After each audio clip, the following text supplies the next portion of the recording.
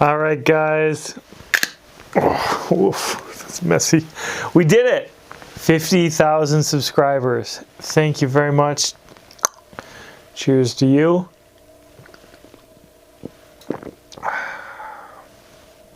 $50,000 subscribers. I'll try to keep the YouTube content creator platitudes to a minimum, but I do want to thank you. Couldn't have done it without you. I'm really enjoying making videos right now, and a big part of it is the enthusiasm of my subscribers.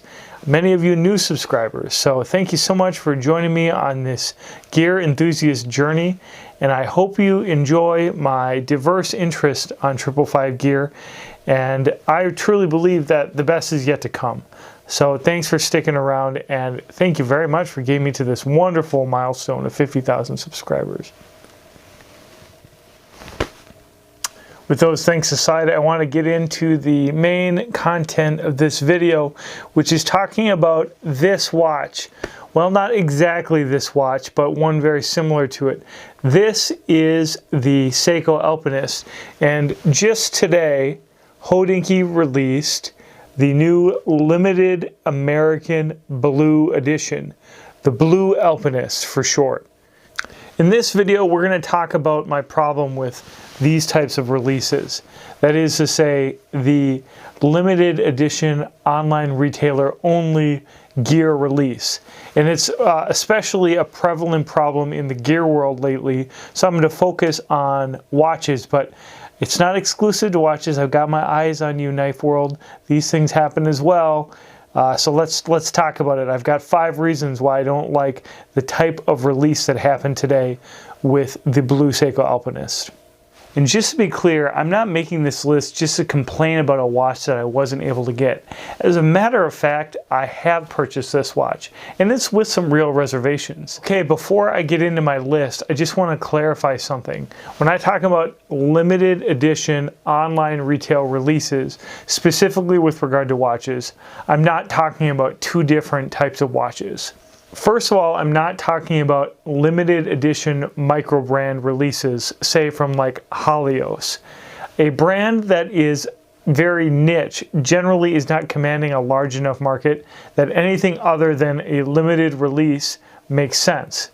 And so if a micro brand has a limited release because that's what its market share is, I don't have any problem with that. The second type of limited edition release in the gear world and in the watch world that I have no problem with are those types of releases that are so because of the intrinsic nature of the gear that is being produced. So, for example, in the horology world, a very fine mechanical watch is made by hand, maybe entirely by hand, and therefore it's going to by necessity be scarce because it takes one man quite a while to build this complex little machine. And so in this case, when there's an intrinsic limiting factor to the production of the watch or the gear item, this is also true in custom knives, I don't have any problem with that. That's just intrinsic to the nature of the good that's being made. So those guys are off the hook in this video too. And so let's talk about these 5 reasons why these types of releases, like we saw with the Blue Seiko Alpinist just today from Hodinkee, why they're a problem. Okay, my first reason is an obvious one. When you have a limited release of a product that doesn't necessarily need to be limited, you are automatically limiting the enjoyment of that watch in the community collectively. That is to say that on the whole, there's probably many more collectors who would have enjoyed this limited edition Seiko Alpinist than those who are able to get their hands on it today. Now, I have heard that this watch is going to be available also through Seiko USA, so the entire run of limited edition watches will probably still be available in the coming weeks. But I guarantee in a year or so there will be guys seeking after this watch who are going to have to deal with the fact that it was unnecessarily and artificially limited.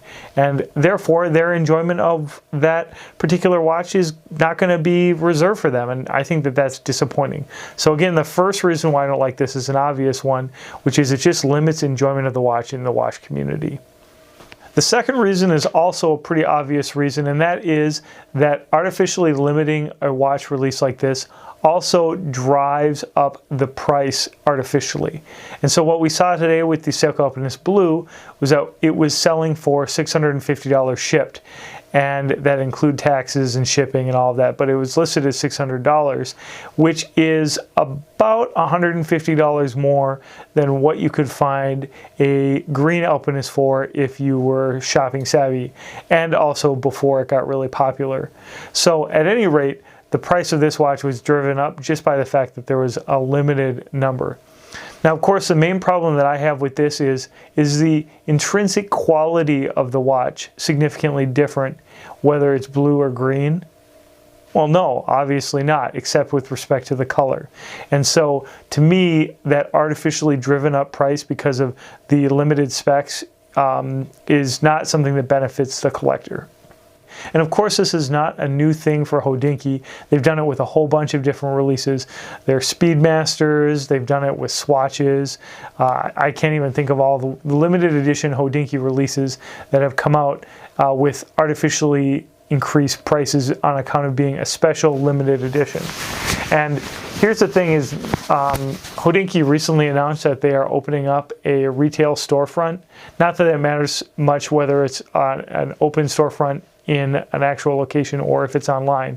The point is that there's clearly a cynical money motive that is playing a role here by driving up the prices or by offering these limited edition releases at a greater than the normal production level price.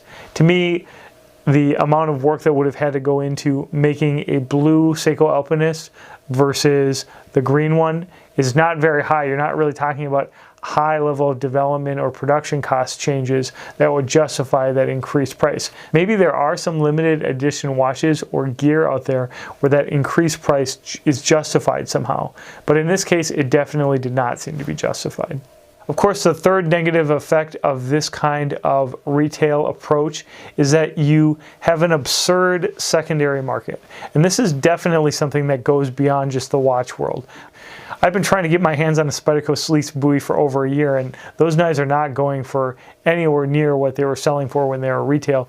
Similarly, when a limited edition watch is sold out, good luck trying to find one at a price close to what you paid for retail. In fact, I was not pleased at all to see that there are already blue Alpinists appearing on eBay for absurd prices compared to what the original retail price is.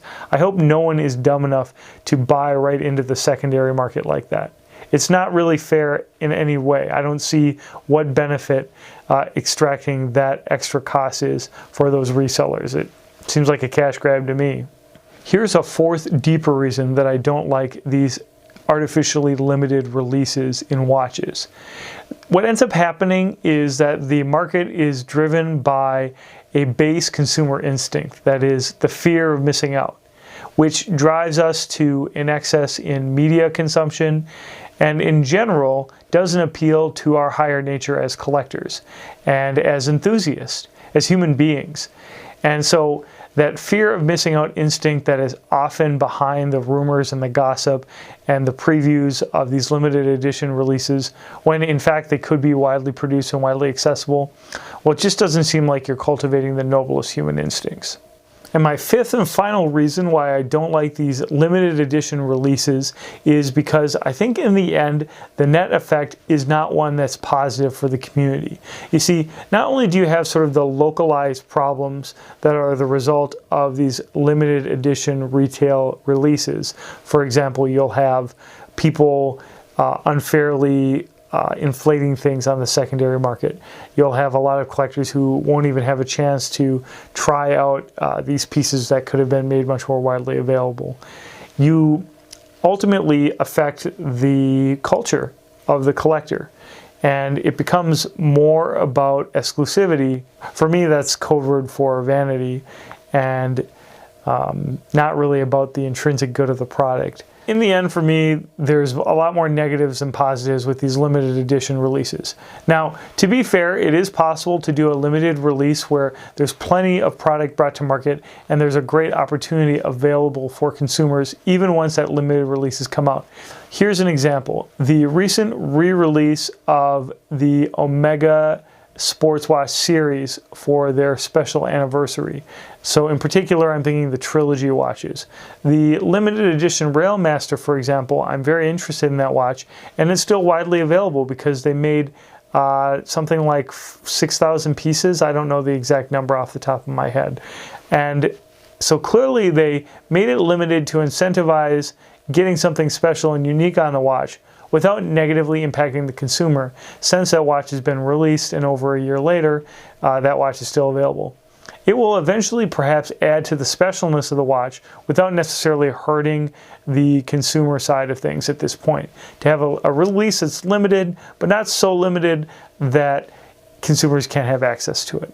So all told, I'm really just against the excess of this situation and how it's become a very clear pattern for certain companies to build up their cachet and to create a cult following when the intrinsic nature of the things that they're selling don't demand that kind of approach to the market. Probably never going to get a job at Hodinkee after this, I guess. So the last question is just, knowing that I have these problems, why did I still buy the Blue Alpinist? Well, like I said, I did it with some reservations, and I did it because there's not really any alternative at this point, which is very frustrating. If I want to be able to check out this watch, I'd either have to act quickly and buy new, or I'd have to tolerate the effects of having to buy it on the secondary, which clearly this watch is not worth over $1,000. I can tell you that, look, before I even get it. One upside to all of this, of course, is that hopefully it will shed light on the goodness of the regular Alpinist, and this green and gold Alpinist, which I've owned for a number of years, is a great watch. And if you're frustrated that you missed out on the blue, I just encourage you to try to find this watch because it is a really excellent watch, and after having owned it for a number of years, I can not recommend it enough. Okay, I'm going to finish my beer. I want to thank you very much for 50,000 subs. It's so awesome. I'm stoked. I can't believe it. Really appreciate all my new subscribers here. New guys, let me know where you're from. I love to hear where my subscribers are from. If you've been a long hauler here, let me know when you subscribed. Some of you have been watching for years at this point. I'm so grateful for that. I've got tons of great things in store. I've got watches and knives coming in. I've got lots of other interesting gear. I recently got some pre-production boots coming in. You can expect a wide cachet of interesting men's interests on this channel. Definitely watch focus, but I love lots of things beyond watches. And so you can come here and hopefully get a deeper appreciation of some of the good things that I hope will enrich your life. As always, cheers. Thank you so much for watching. Take care.